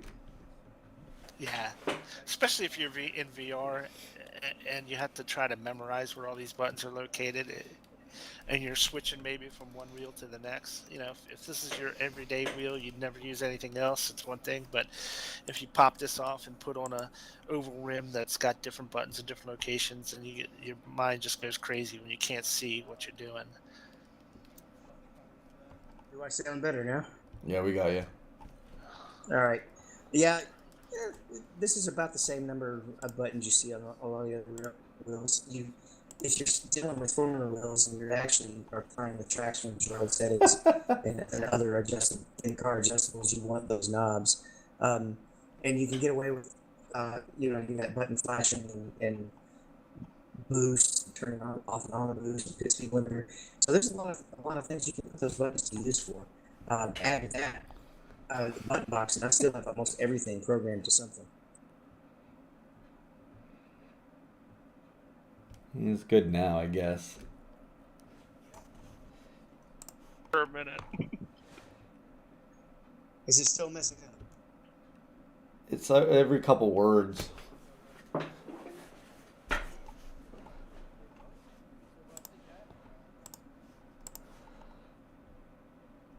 Well, I think we ought to go to the next item up for bids, and this is the grid by SynLab. Donnie, have you checked this out yet? Yeah, just checking it out now. It's a 295 millimeter wheel, Formula wheel. Looks like it'll have a screen on it. They're calling it the Grid MPX wheel. They'll have 2 7-way funky switches, 9 custom encoders. They'll have adjustable shifters and clutches, 100 plus telemetry controllable LEDs, carbon and aluminum throughout the construction. And pre-orders will start in the next few weeks. And I went to the website with the link below, and I don't see it on there quite yet. What a weird. So is this link here is showing the Facebook thing of it. It's such a weird post for the Facebook page. It is weird. That's why I thought I had an error on my side, but it is the post. It's crazy. Yeah, it looks. I mean, you can kind of tell what the wheel's going to look like with their little outline in there. It looks decent. It's going to have the smooth rubber type grips on the sides. And this is the company. This is the SimLab company that has that $2,500 Porsche wheel that I think is the highest priced one in the hobby space that we've come across with that Porsche license, most likely. But I'm pretty sure they make pretty decent wheels. This one looks pretty good. Yeah, it's hard to tell if this has an LED screen on it, like a lot of the newer ones do from this picture. I don't think it doesn't really say it in the list of features, but Yeah, it doesn't say it, but I'm trying to think of that. You're right. I mean, that black. I don't think it does have it. There's not enough room. I think it's gonna come down kind of like Mike's Formula Pro Cube Controls wheel, where it kind of comes down on top. I would think that if I was going to make an outline silhouette here, I would kind of have that silhouette part of it too if it was actually going to have it. Yeah, I think you guys are right, because this is the only other steering wheel they have on their site is the Porsche wheel, and this could be their cheaper option without the screen. I remember when we were just talking about buttons on steering wheels, and now it's like we're scrutinizing screens and what they got or don't have. it's crazy. It's insane. There's so many really cool Oh, I know. wheels out there on the market. It's hard to keep track of them all, to be honest with you. But there's so many nice ones out there. It's just amazing how far this hobby has come with products that are really high end for a niche market. So it's really amazing where this whole market has evolved to. Speaking of that, Brian, we're not going to get into too much detail on this week. We'll have more for it next week as we get the details for it. But Sim Coaches did announce yesterday their new Sim wheel. Wheels that I guess they're calling it Sim wheels because they're going to have multiples over their span of, I guess, what they want to do here. But we'll have more information on it as we get some of it, and some of the stuff's up to date. But we'll get into that next week. Yeah, I haven't seen the video from Sim Coaches yet, but I'm really excited to see it. Their video right now, their website hasn't been fully updated with all the information on this wheel. So next week we will have a full rundown of this thing, and I can't wait to see it. Yeah, I'll be seeing Lawrence Saturday, so I'm curious if he has anything more to say about the wheel. I'm curious if he actually has one built, because the pictures look too good to be a render.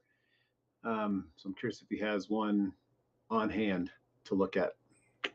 And didn't you get to actually test this on site?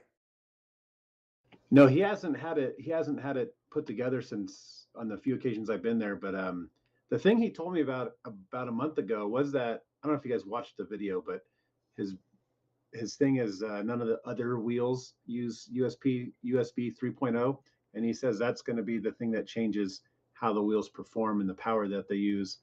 Because I guess those wheels take a lot of power to run, and the USB 2.0 chips aren't strong enough, don't have enough amperage to run the wheels. That's why they're having problems with them. But so he's hoping that's their fix, and they're ahead of the game on that part. But yeah, I like the look of the wheel. Wheel looks good. Comes with a huge package. If you guys purchased it yesterday, huge package. Comes with a box. You can put your wheel in, some sweatshirts, some t-shirts, some racing gloves with your name on it. Sweatshirt will come with your name on it, your country of origin, whatever number you want.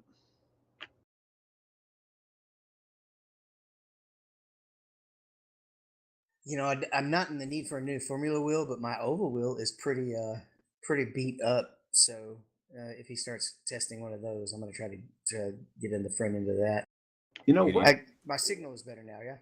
Yeah, we're good. What I was thinking for oval wheels, we don't really have, you have the button for, talking to TeamSpeak or Discord or driver chat, but there's not a whole lot they can do with an oval wheel, I would imagine.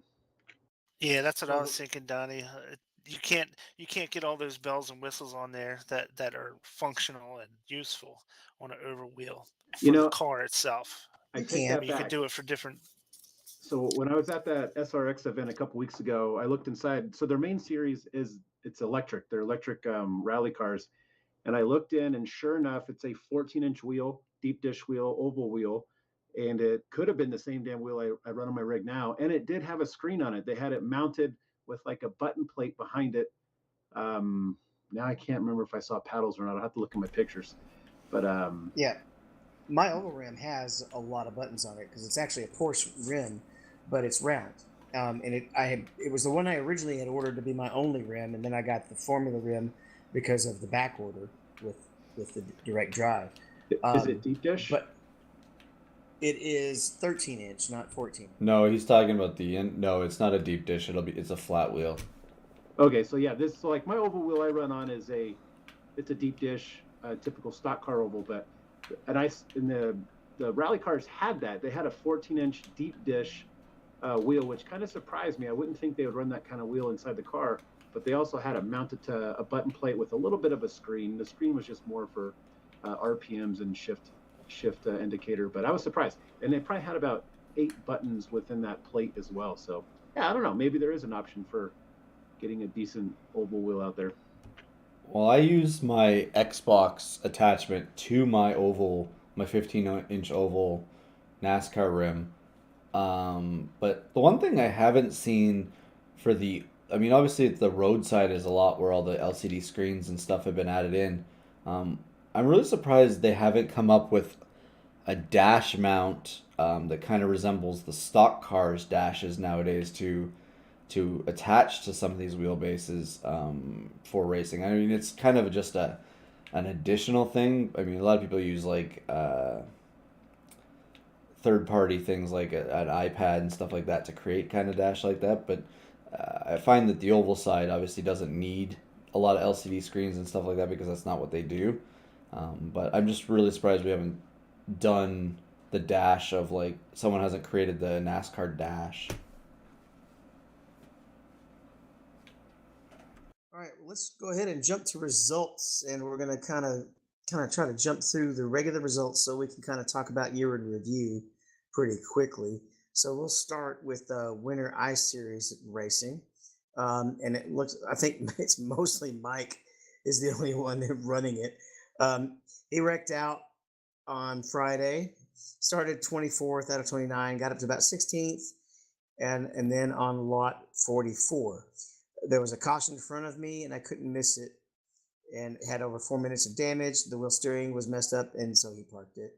Then on Saturday, he ran the P7 on the fixed setup. He ran 20th around the beginning, moved up to around 10th for most of the race, getting up as high as second. Finally, got involved in the big wreck with about 60 to go, 5 minutes of damage, and then just brought it home from there. P7 with that much damage is not bad. And then on the 4th, or on the Sunday fixed, he got P4. First, he ran in too hard, ran off the tires, then faded really hard, and fell all the way back to dead last. He hung in there, got the lucky dog, and on a caution, trying to be more careful on the tires going forward, he steadily worked his way forwards and ran the top 5 near the end and was able to hold on to the positions. Yeah, I've been running with them the first 3 weeks for the NIS. I can't remember if we went over last week's results or not, but I'll just talk about this week's. We were at Darlington for the Winter NIS. Qualified 10, finished 13th. Probably would have finished about 8th or 9th, but I somehow got a black flag with like 2 restarts to go for passing under yellow. The single file, one of the guys in front of me went low, and I passed him on the right. That can't have been what it was for, but I got it for some reason. But yeah, Mike was having issues in that race. He was overdriving the car. He spun out a few times, but I don't know if you guys have ran this series in a while, but there's an issue with the pacing. And I noticed it at Daytona, actually at Bristol. There's an issue with the pacing and keeping up with the pace car. And if you're not balls to the wall on the pace laps catching up, it creates a problem. You can't even pit to get tires on some occasions, or you'll just go a lap down. So I don't know what the issue is with that. Some guys are just lagging behind. They're not hustling and trying to get up to the pace car. But other than that, Well, the racing pit was stop fun. takes longer in the car. Heck yeah, it's 20 seconds. 22-second stop. Yep. Yeah. But other than that, it's been great so far. The car's fun. Darlington was basically survival for the most part. Yeah, he says he wrecked out on the Wednesday Open, and on Thursday fixed he got a P15. Now, I didn't get to put it in on the document, but I did pick up a win at Sebring in the 919 this week, in a couple of second places. It looks like Mike did run the USF 2000 at Watkins Glen, qualified 11th out of 15, and got up to P7. And the rest of it, what does it say? At the end of lap one for myself. At what he typed in there is not intelligible. He also ran the Ferrari Challenge at Sebring, started P8 out of 16, and finished P7. It's bad when you can't even make it up to make it sound good. Yeah, does that make sense to you? I'm looking at it and I can't. I'm good at improvising, but I can't understand what he's saying there. Don't even know where to go. Hey, where'd the script go? Did it disappear somewhere? The race results document we use? No, it's still there. You have to have it. Yep. It was recently linked because Mike had to link it for me so I could use it here It on just showed location. up. I don't know what to do. It just showed up. I got it now.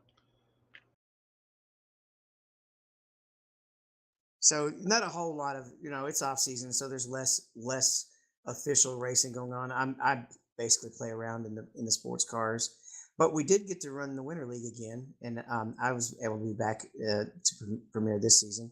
And it was an interesting race, tough setup. We'll start with Mike's results. Donnie, go ahead and read his off. Yeah, Mike finished P23. He said, unbelievable, I didn't wreck. He was super loose on old tires into two, was doing okay, about 15 to 20th when he pitted under green. Then the caution came out, took the wave around, but never got a later caution, so had to pit again under green, so got what he deserved. So he ended up finishing P23. Ironically, he did sort of cause my wreck, which I'll get into in a second. Adam wrecked out. I got to see that one. It was just a guy that lost it right in front of him, and there was no room for Adam to go.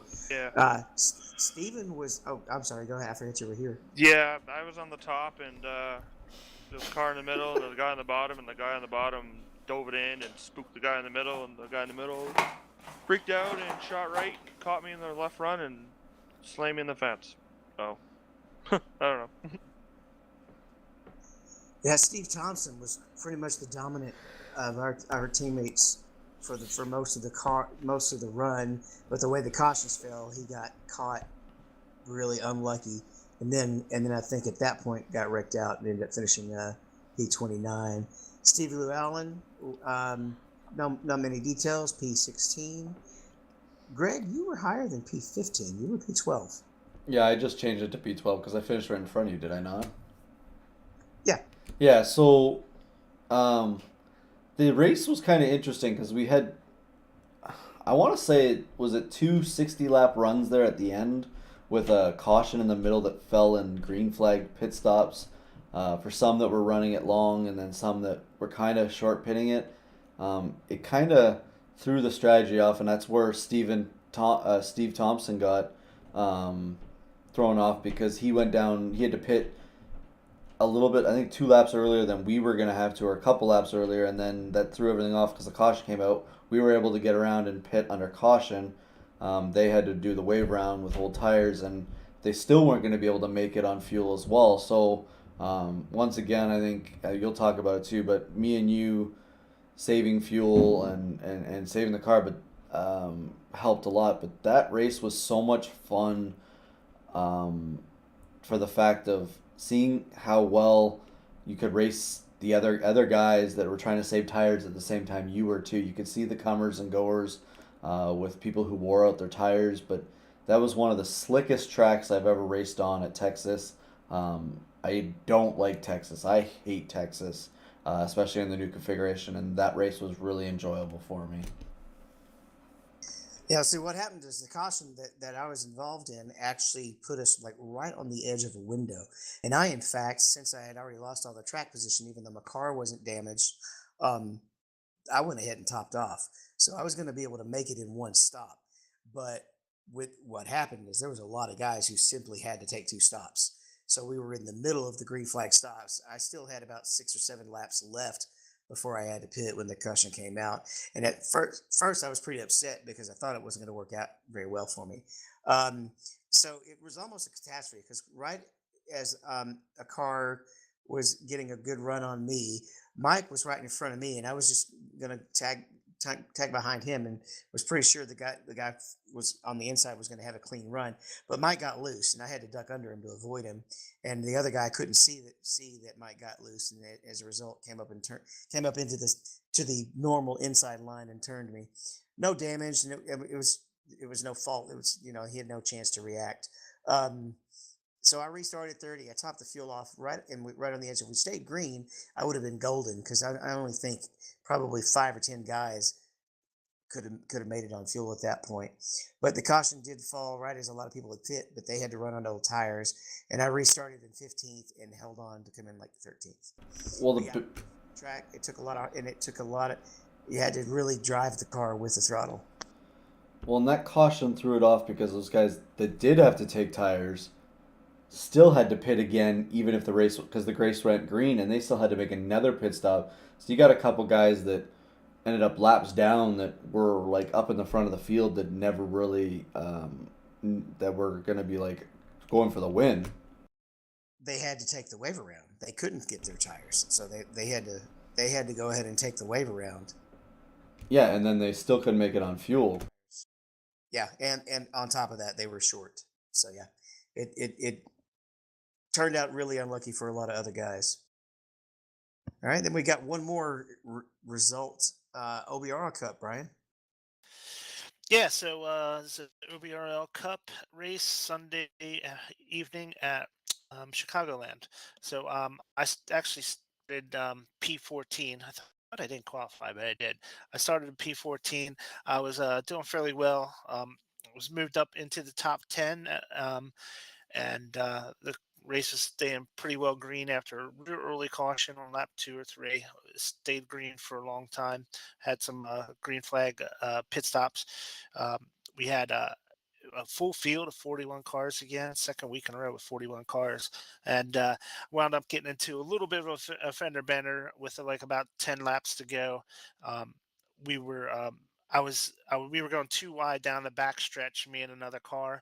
There was a slow lap car that was running the wall, and I dipped down because I didn't want to use that car to pick the guy who was on my outside. I didn't want to use him that car as a pick. So I moved down to give him a lane to go around the lap car, and he wound up making contact anyway and hit me in the side. I wound up having like 13 seconds of required repairs. I got the meatball, so I got 13 seconds of required and got that fixed, and as much of the optional damage as I could to stay on the lead lap, and got back out there. And still, there wasn't a whole lot of cars on the lead lap at that point, so I still wound up managing to work my way up to 12th on the restart. Not too bad.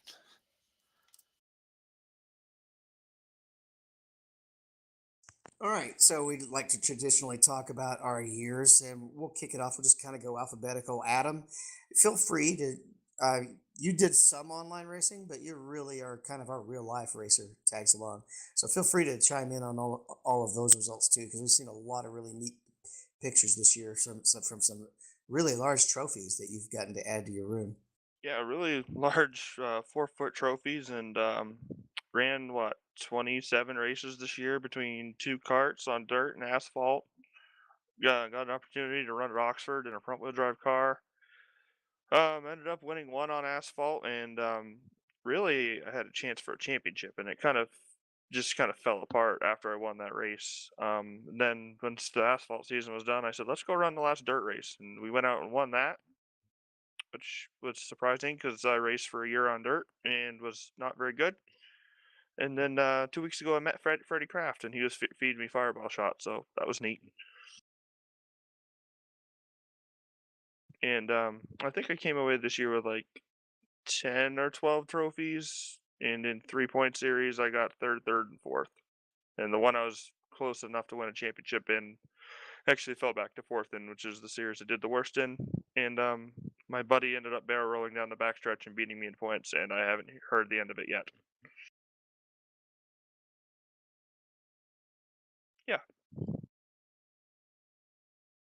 And How about on the online side? online, this has probably been my worst year. I went from 2018 winning 140 races a year to I won a total of 8 this whole year. Um, but I'm going indoor racing in 2 months in January, so that'll be neat. I think Ryan Priest will be there and a few other people, so hopefully I don't look like a fool.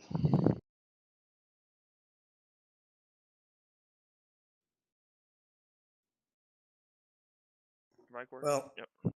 yeah, it's working. You're definitely going to have to let Freddie know we exist, even though TJ is really the guy who does more sim racing over in that show, Yeah, it'd be more than cool to meet Freddie does. TJ. I've gotten to race with TJ on track a few times. Oh, In I those also ran BMW into challenges. who is it? Who's the brother? Who was on Dirty Mo? Bob Donor or Matt? Matt is on Yeah, I ran into Matt Dirty Mo. Donner used to be the producer. I ran into Matt in the same Applebee's the same night as Freddie. That was cool.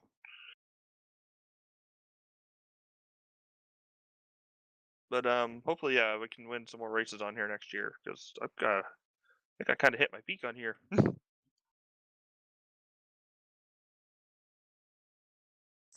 All right, Brian. Well, what all did you do this year? So as far as I'll go over my equipment first. I really didn't do a whole lot of upgrades this year. The only new product I bought was an iFlag and installed that. It works really cool. I got that on Etsy store. Um, I got a new computer though, so maybe that's why I didn't buy anything else because that set me back quite a few. Um, so I got the computer upgrade, got that, and then I wound up installing a monitor in front of my racing wheel because I didn't my monitor that I used was actually on a wall that was probably about 8 feet away from where I sat, which was fine for setting up races and stuff like that. But it was it could be a little annoying. And if I had an issue with my headset, I couldn't switch to a monitor because it was impossible to race that far away from it. So I wound up custom making a bracket out of some angle iron attached to my 8020. So now I have it's a 42-inch screen sits right in front of me, right past my wheel.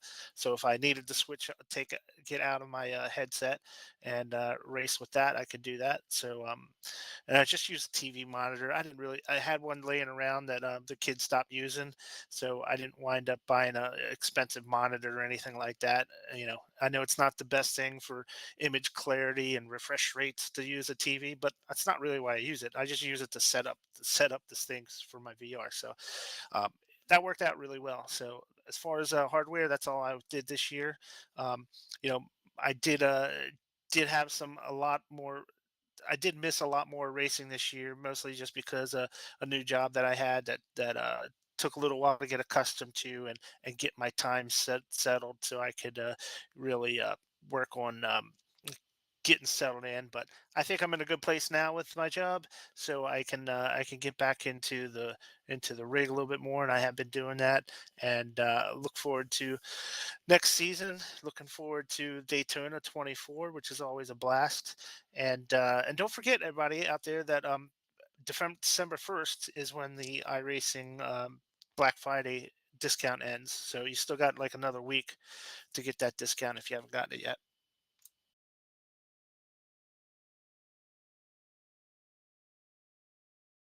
All right, new team member Donnie. It's been an exciting year for you as coming on as an addition to the team. How about your year, probably before you came on and after? Yeah, so this year would have been my second full-time year on the service, being a COVID baby and all. My plan was to run all or the Xfinity Series, moving to Cup next year. I did run a portion of the IndyCar iRacing Series, which are their half-length or full-length races. I can't recall, but they follow the real schedule. That's all I was doing up until June. I answered the call you guys put out. I think Mike did in one of the podcasts. And then after that, I was on the show. There was no like downtime at all from the time you put the post out to the time I responded. Next week I was on the show. So I think that was June or July. I can't remember. We weren't desperate at all. So, Not at all. And I had this crazy roadmap going of I'm going to have an updated rig by next February 2023. Then start at NIS. I was going to get myself into a new rig. Everything was going to be updated, and I don't know. Like I bought the pedals way before I wanted to, but I ended up buying them. I didn't have a rig to put them on, so I built this wood contraption that actually worked. It blew Lawrence's mind that I could get no flex out of wood and PVC with his pedals. Um, yeah, so I got the pedals. I got the ASR6 rig. Purchased a semi-cube wheel not too long ago, last month. There's another purchase that was made yesterday that I don't know if I've told anybody about yet, but and hopefully I get and Lawrence starts working on the sequential shifter next year. But other than that, it's been great. I've been enjoying the podcast. I hope I can help out more. Work has been crazy, very unpredictable for me. I'm a part of a couple different teams at my job that sometimes they call me out. That's why I was missed on Monday. Monday's just going to be super hard to make that winter league for me. Leagues in general, just devoting that one time and a day and of the week to hit. But no, it's been great. It's been great. I hope to run the 24 with you guys up in the next coming months and full NIS season next year. Did anybody notice with Donnie there that when he's tried to say he spent money there, he got a little quiet, like somebody might be listening? Okay, so I'm heading to Vegas tomorrow morning with the wife. It's our 20-year dating anniversary. And I'm picking up some monitor mounts, and she thinks I'm only going for that. So I'm like, nah, we'll take you to a show. But I kind of planned it right. So I'm picking up the Sim Coaches monitor mounts tomorrow. And so, yeah, the building of this has gone much quicker than I thought it would.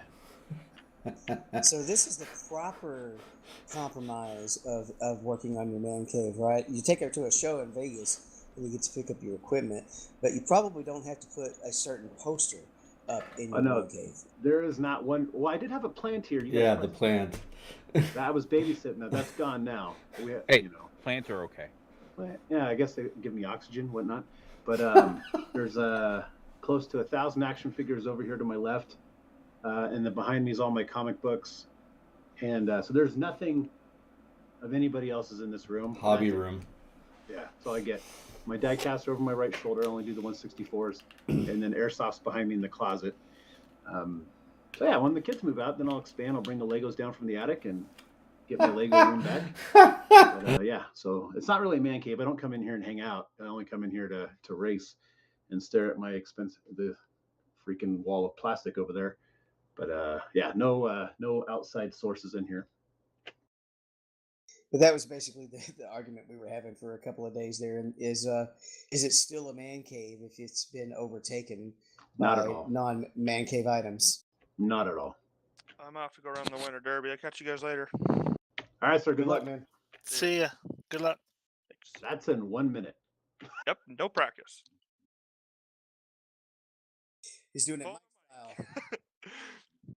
I guess there won't be win number 9 for the year probably then.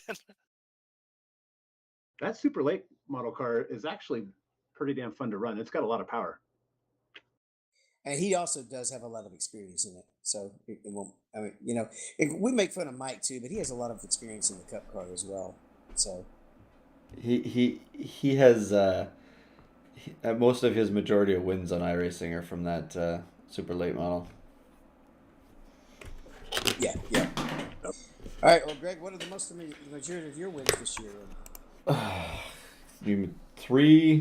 Three Cup Series wins, and that's probably all I got. I don't think I had anything else because I didn't spend a lot of time in road. Well, I did a lot of league racing. I got some wins, so with the GT3 cars. But my year, I guess I can call this year the year of.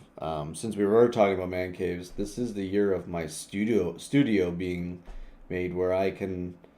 I haven't fully taken advantage of what I've wanted to do with it. It's been really hard for me to devote all my time to this hobby. But I do have 2 separate systems now. I have my streaming/studio setup, which I do the podcast on and produce all this stuff from, and I got all my video editing and drawing tablets and all that stuff attached to the studio stream computer.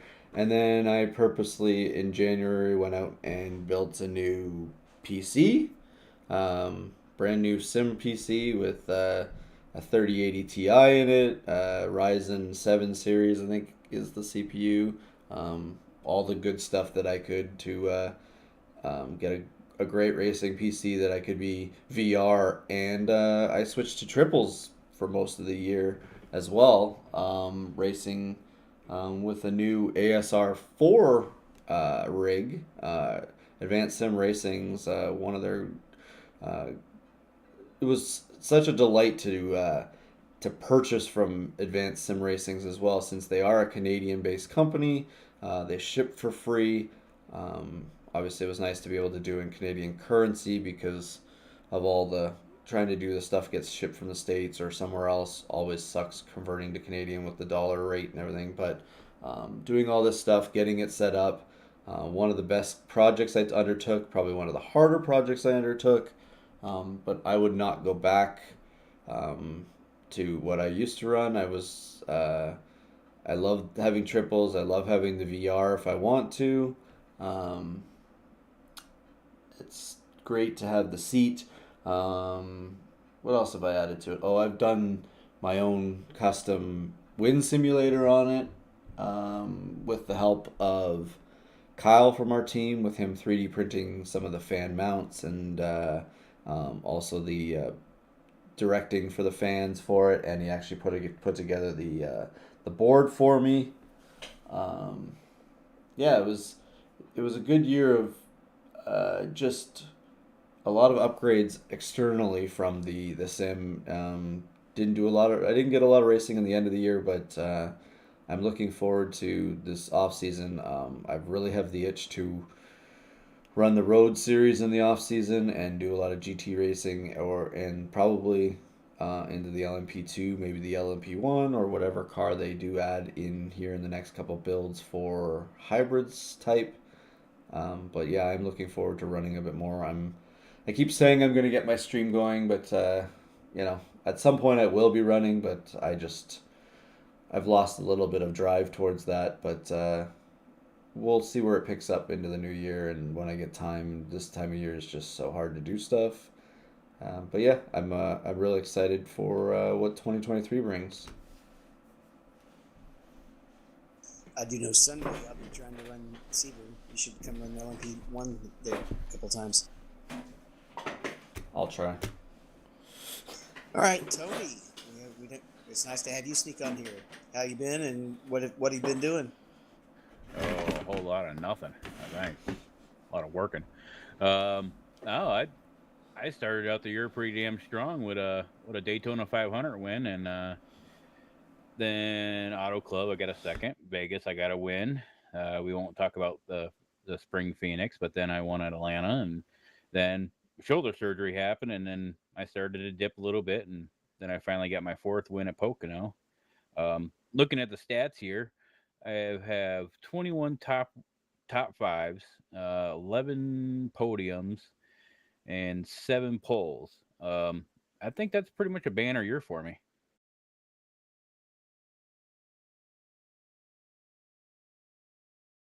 I am tied with Mike with wins, but I think I got Mike with I got the tiebreaker with my 21 top fives though.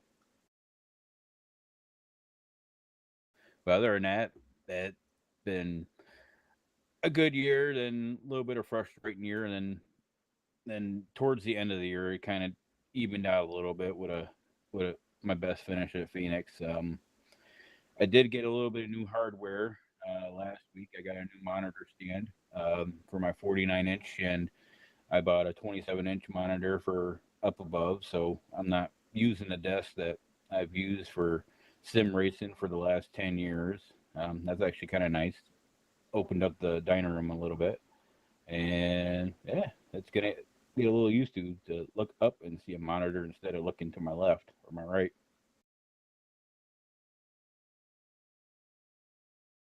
All right, I guess that leaves me. Hardware wise, I did get a new PC, uh, as well as a 3090 video card and a Reverb G2. At some point, the Oculus just kept having too many tracking issues, and once I got the new video card and everything running, as well as the fixed foveated rendering, things are running great on it. I love the Reverb G2 and how I can use JRT's visual spotter on top of the windshield and see right through it. And I've got a video on my YouTube channel showing how I have that set up, and I filmed the whole race. And it's that's all running really great. Don't remember if it was this year that I started using the butt kicker or not as well, but that's been a huge addition as well. As far as the season, in some ways a milestone year, in some ways a little bit of a letdown. I didn't get in the top 10 in Division 1 this year. I fell to 14th. It was a tougher year in some ways. Didn't do as well at some of the mile and a halves, and just had a lot of bad luck early. I had that run where I basically lost like 800 I rating in a matter of 3 or 4 weeks, and then got it right back 2 weeks later. I'll never live down throwing away that win at Bristol, that where I was almost lapping the whole field. But still got to be proud with 2 wins at Atlanta and Phoenix in Division 1, racing against guys. Look the top 5: Garrett Maines, Noah Bitts, Chris White, Joseph Piscotia, and Jonathan Oshlam. Those are good racers. So when you get up in that top division, you have to learn to take your moral victories when you're down in 14th. Oh, yeah. I did big milestone that I did hit was 150 wins total when I took a win, and I believe the 150th was a road win, if I'm remembering correctly, or it might have been that Phoenix win that ended up being 150. So been a fun year. Hopefully I get off to a better start next year with NIS, and I am looking forward to the 24.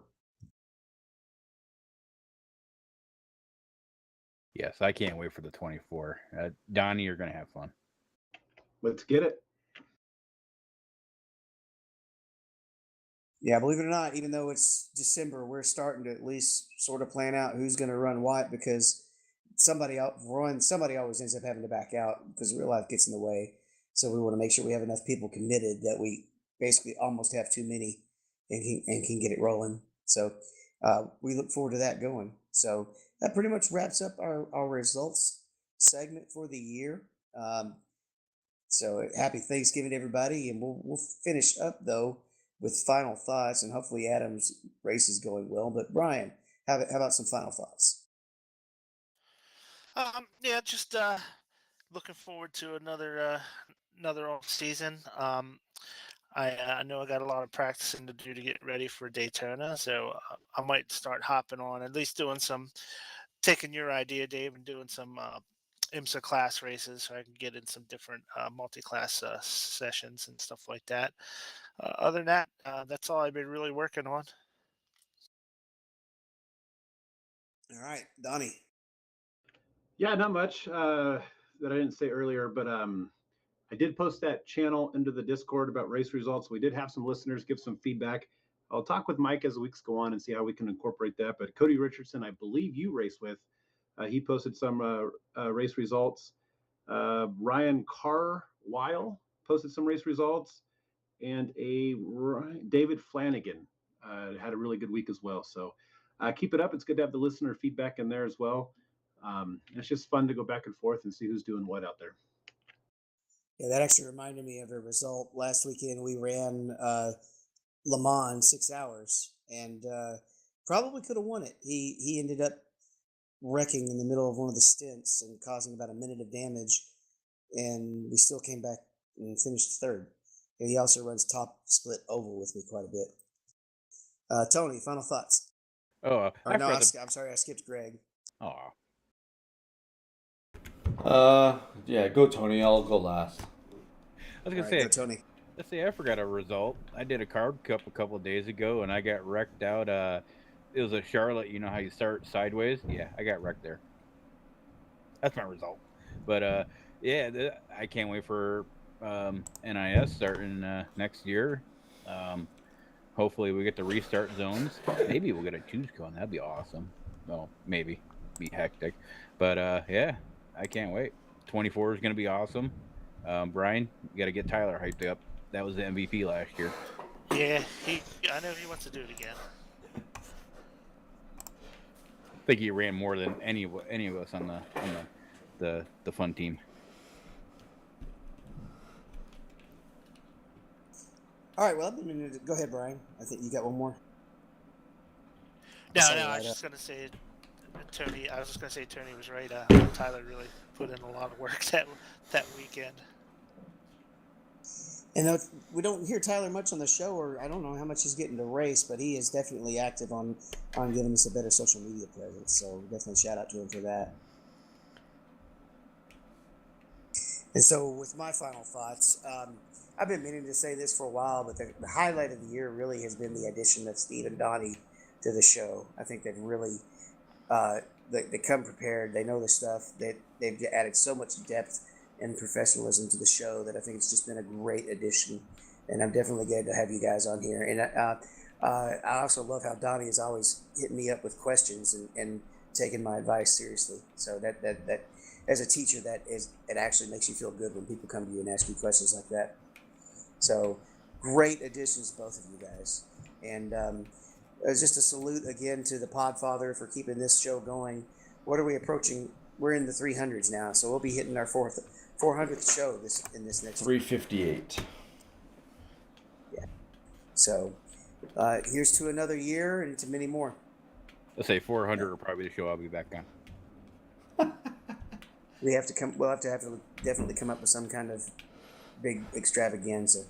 So, and with that, we'll see you on the track. Bye, everybody.